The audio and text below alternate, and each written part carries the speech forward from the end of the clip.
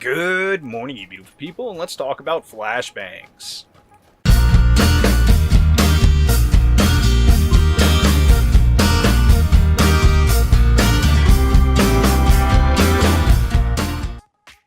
Gone are the days of game crashing flashbangs, so I'm going to learn you how to effectively and efficiently utilize this underused tool with some tips for their use.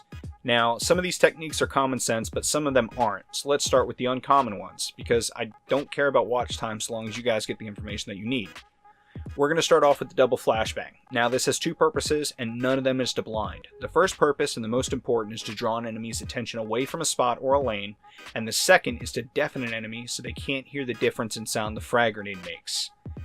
The first purpose is easy. Everyone knows to look away from flashbangs, so by throwing a flashbang, you can blind an enemy even if they don't get blinded, and you can utilize that loss of vision to get a kill or bump up cover. Now, we throw two to take advantage of the deafening effect in order to either get a kill with the third grenade, which is your frag, or to blind the enemy with the second nade utilizing the deafening effect. So, indoors and outdoors have two separate ways to do this maneuver.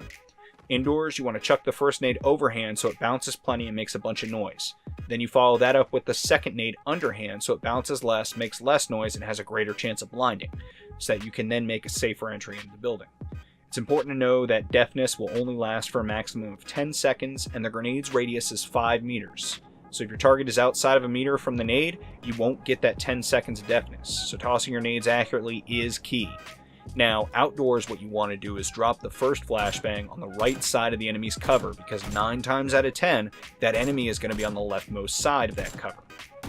You also want him to be so afraid of getting blind he forgets what side of the cover he's on, either opening him up for a shot or getting him to see the follow-up flash on the left side of the tree.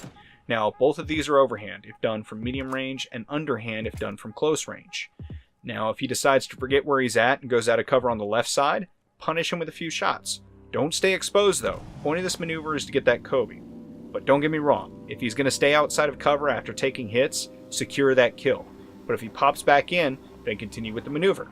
Now, if he refuses to exit the cover then, send the second flashbang on the left side, and immediately follow it up with a frag grenade on the same side.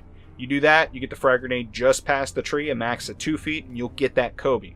Or he'll step out of cover and you'll light him up and be one step closer to that chicken dinner. Alright, so let's get a little bit technical.